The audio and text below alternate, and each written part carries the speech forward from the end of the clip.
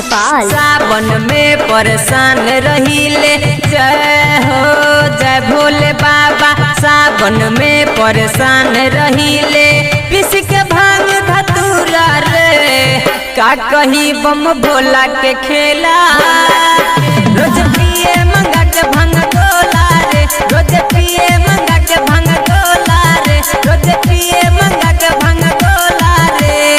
सावन में परेशान रहिले, जय हो जय भोले बाबा। सावन में परेशान रहिले, पिस के भांग धतूरा रे, का कही बम भोला के खेला। रोज पिए मंगा के भांग गोला रे, रोज पिए मंगा के भांग गोला रे, रोज पिए मंगा के भांग गोला रे।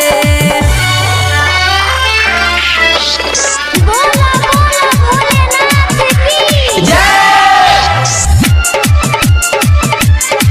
सरवन मोबाइल शॉप घुर्मी बाजार नेपाल। छोटे कपार गौरा माई, कबो न बुझे भोला जी।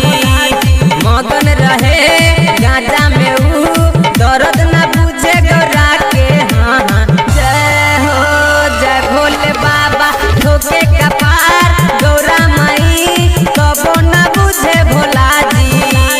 मगन रहे गाजा में ऊ, दर्द न बुझे गौरा के। हाँ हाँ नंदी के खूब तंग करे। हाँ हाँ जय भोले बाबा।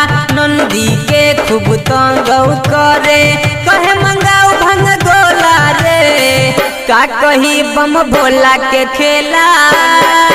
रोज पिए मंगा के भांग गोला रे, रोज पिए मंगा के भांग गोला रे, रोज पिए मंगा के भांग गोला रे।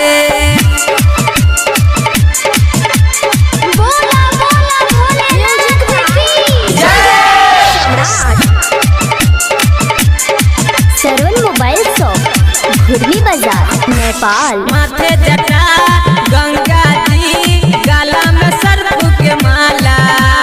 चंदा लीलार मृग के छाल, रहेला त्रिशूल हाथे हाथे। हाँ हाँ जय भोले बाबा। माथे जटा गंगा जी, गला में सर्प के माला।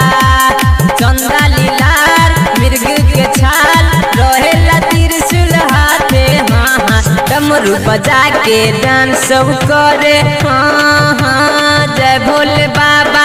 डमरू बजा के डांस करे, पर्वत पहाड़ तीन कोरा रे, का कही बम भोला के खेला।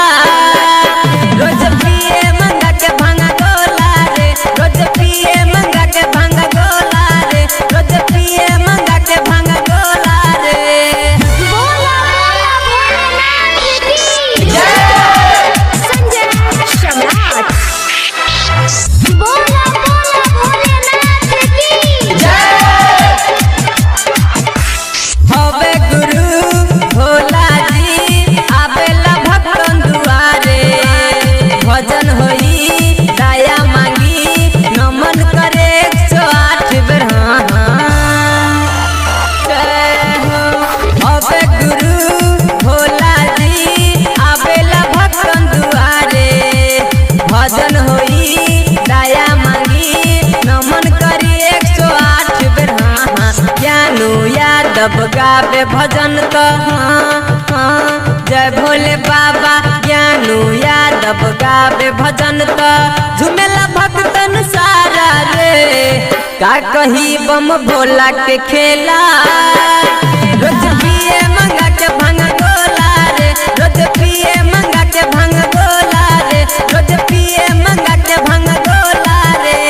सावन में परेशान रहिले, जय हो जय भोले बाबा। सावन में परेशान रहिले, पिस के भांग धतूरा रे, का कही बम भोला के खेला।